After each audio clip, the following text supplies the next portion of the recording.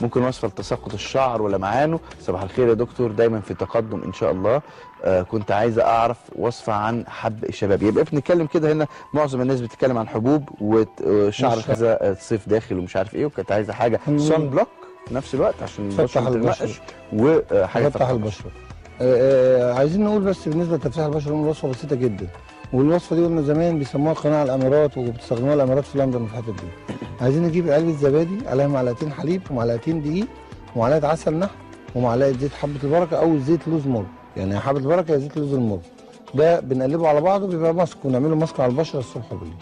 ده هيعمل لي كل حاجه في البشره، يفتح لون البشره، هيقوي البشره، هيحافظ على البشره من ظهور التجاعيد المبكره. ولو في تجاعيد يحاول يقللها بقدر الامكان، مش هيشيلها، هيقللها.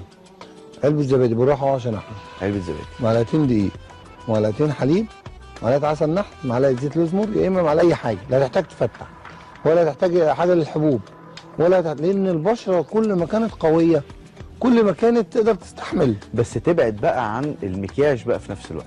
هو بص، المكياج في ستات ما بتقدرش تبعد عنه ولكن لما انت تعمل مكياج وانت بشرتك قويه غير ما تعمل مكياج وانت بشرتك ضعيفه. يعني احنا بنقول ان الميك اب البنات والستات ما يقدروش يستغنوا عنه دلوقتي في العصر اللي احنا فيه. عشان كده احنا ان شاء الله انا الاسبوع الجاي ولا اللي بعده رايح باريس، بتعاقد على ميك اب كامل وبرفيومز بالاعشاب الطبيعيه، ودي هتبقى نقله جديده بقى. ايه ده؟ يعني انت حصل نصيب هيبقى نقله في عالم الميك اب للستات، نقله عارف، نقله زي من هنا كده لحد هنا، يعني مش سهله خالص ان الست تحط ميك اب وهي بشرتها بتتغذى مثلا.